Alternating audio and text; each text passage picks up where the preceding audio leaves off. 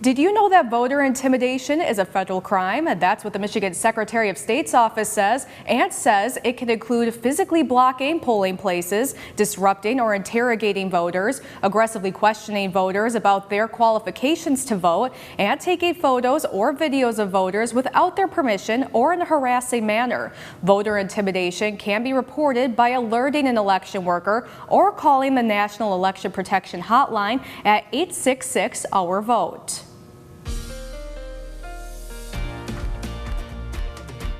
The historic downtown of Negaunee is undergoing a revitalization, with the final touches being put on a new restoration project. MyUP's Andrew Lawrencer has the details on the latest infrastructure improvements in Marquette County's West End. As a resident, it's very purposeful that we would come here and see it so neat and clean and orderly. So it's a real shot in the arm, so to speak, for the local people, and hopefully that enthusiasm spills over into everybody who might visit this town, for its spirit is abominable. As crews complete the finishing touches on the revitalization project in Negaunee, residents like Karen Blonsky are sharing their excitement about the Downtown Enhancement Project, also known as the Streetscape Project. Officials say these improvements ensure a more resilient and efficient downtown and set the stage for continued economic growth and development. It will bring it into complete vibrancy, for it is so beautiful and it has been neglected for so long. And energetically we cleared and cleaned and prayed and stayed, and this is what we got, and we absolutely love it. The city hopes it will inspire private investment, preserve Negaunee's historic charm, and elevate the downtown as a hub for outdoor recreation. With an investment of $3.4 million, the revitalization project has introduced essential upgrades to the Negaunee historic downtown area. A ribbon cutting scheduled for this Saturday. The project introduces modernized infrastructure, new sidewalks, and stunning public spaces designed to enhance the community's quality of life. Residents, local business owners, and visitors are eagerly anticipating the grand reveal of these new improvements, which promises to breathe new life into the downtown experience. For MyUP News in Negaunee, I'm Andrew Lawrencer. We are coming back in 3 minutes to meet some of the candidates running for the Marquette Area Public Schools Board of Education. And later this morning, the NMU football team is still in search of their first win of the season. We'll hear from head coach Shane Richardson in Sports with Jake Durant. The time is 5:07 and we'll be right back. With Rebecca Bartlemay.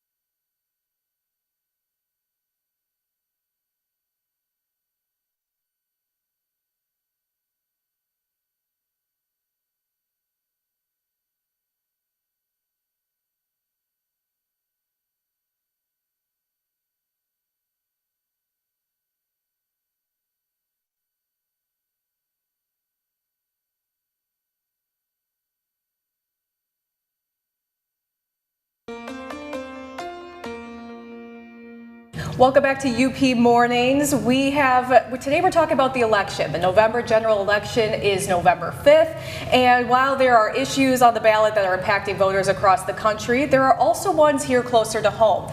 One of those is for Marquette area public schools for their Board of Education. There are 3 seats open. Now, before we get into this interview, I do want to let you know that we do not endorse a candidate, but when we find stories that are interesting, we do want to let the viewers know about it. And that's what these 3 ladies are here for today, Ashley, Jenn, and Sarah, and they are running under the campaign together called Moms for Maps, and they're all 3 of them are running for the Marquette Area Schools Board of Education, but kind of together. So thank you for being here today, ladies. Thank you. Thanks for having us. Yes, and so I guess first to start off, what made you 3 decide to run for this? Yeah, I'll take that. So our top reason for all of us, I can say, is our kids and their peers. In recent years, we've seen how important of a role the school board has in their education and their daily lives and school experience. So between the 3 of us, we have kids in Marquette area public schools ranging from elementary to high school ages. We're pretty involved in their schooling and education right now, so this is just kind of a natural continuation for us. Our hope is to get more involved, obviously, on the school board and to help enhance and enrich their school experience. Okay, and so with the 3 of you coming together, I mean, that's not something you always see. You know, you see people running against each other, but why did you decide to come together and form this campaign, Moms for Maps? Campaigns are hard, and they're expensive and they're time consuming, and we all have a lot of commonalities, and thought it would be easier and save time, and actually it's kind of a morale boost too because of the stress that comes along with it. And we've just tag teamed up and thought we'd join forces, and it's helped a lot actually. Excellent. So tell me about the name Moms for Maps. How did that come about? Well, it's kind of a natural transition, right? We're all moms, and Marquette area public schools, and it kind of just, it rolls off the tongue, right? It's Moms for Maps. It's kind of catchy, and it's something that people kind of remember. So, you know, we've had a couple questions if there's an affiliation with another group out there, and there isn't. It's simply just Moms for Maps because it's an easy, catchy slogan to go with that we can all get behind. And what are some of the main issues that you guys want to tackle if elected? So transparency is a big one for all of us. We've discussed all these. There's not a lot of that between the board, the community, students, the staff, and the parents. So one thing we want to bring back to the board if we get on. Infrastructure is another big one. There's a lot of issues with buildings and things like that. So hopefully getting enough funds, because it is expensive to raise money to do those things. And it really needs to be done, past, present, and future. Another big one for us is just to continue to support the staff at the school, the teachers, of course, the students. Classroom size is something that's been brought up over the past few years by other board members, and there's been a lot of data and research done on that and the benefits of a smaller classroom for students and staff. Yep. And just bringing a fresh perspective to the board, new faces. There's been probably issues they haven't been able to solve, and I think new faces and ideas would be a good thing for it. Absolutely. Mm-hmm. Yeah, and you 3 have an event that's coming up this weekend, so people can get a chance to meet you and see what it would be like if you were elected into this role. And so can you tell me about that? Yeah, so on Sunday the 29th, we'll be at Drifa Brewery, which is near South Beach on Lake Street, 501 Lake Street. So we'll be there from 3 p.m. to 6 p.m. It's a family-friendly event. We just wanted everyone to come and have the opportunity to meet us, to talk to us, to actually get to know us a little bit more versus maybe what they've read or heard. Not everything you see online is true, so come and talk to us. We're actually really nice, friendly people, easy to chat with. So at the event, we will have face painting for the kids. We have a local musician, Bradley Brownell, coming to play. Lakeshore Grill will be there. We're going to make treats and stuff, and we'll have some raffle baskets to raffle off for anyone who wants to come by and check us out.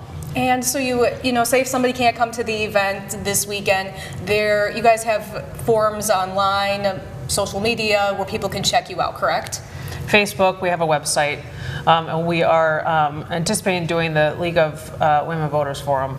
That's coming up in October as well. All right. Anything else you ladies would like to add that you think voters should know?